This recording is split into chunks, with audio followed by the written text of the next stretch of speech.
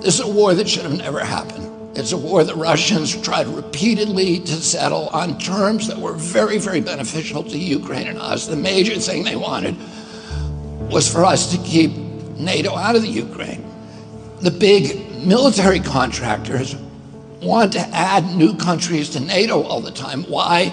Because then that country has to conform its military purchases to NATO weapon specifications, which means certain companies, Northrop Grumman, Raytheon, General Dynamics, Boeing, and Lockheed, get a trapped market.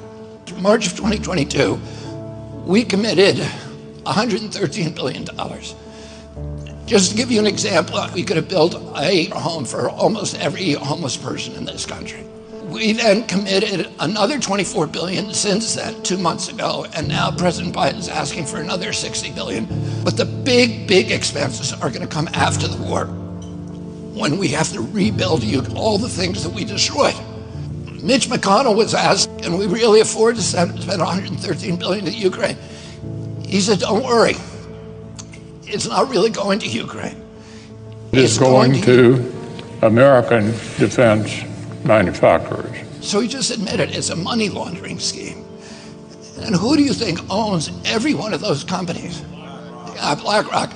So Tim Scott, during the Republican debate, said, don't worry, it's not a gift to Ukraine, it's a loan.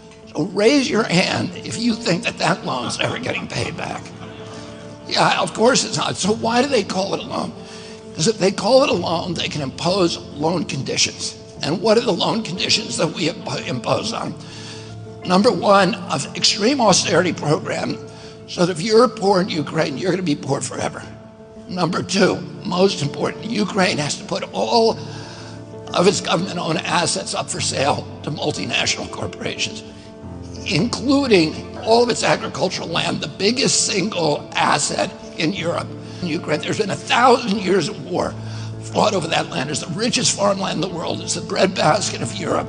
500,000 kids almost, Ukrainian kids, have died to keep that land as part of Ukraine. They almost certainly didn't know about this loan condition. They've already sold 30% of it. The buyers were DuPont, Cargill, and Monsanto. Who do you think owns all of those companies? Yeah, BlackRock. And then in December, President Biden gave out the contract to rebuild Ukraine. And who do you think got that contract? BlackRock. So they're doing this right in front of us.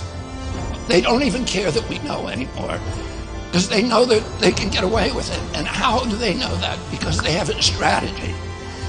And that strategy is an old strategy, which is they keep us at war with each other. They keep us hating on each other. They keep the Republicans and Democrats fighting each other, black against white, and all these divisions that they sow.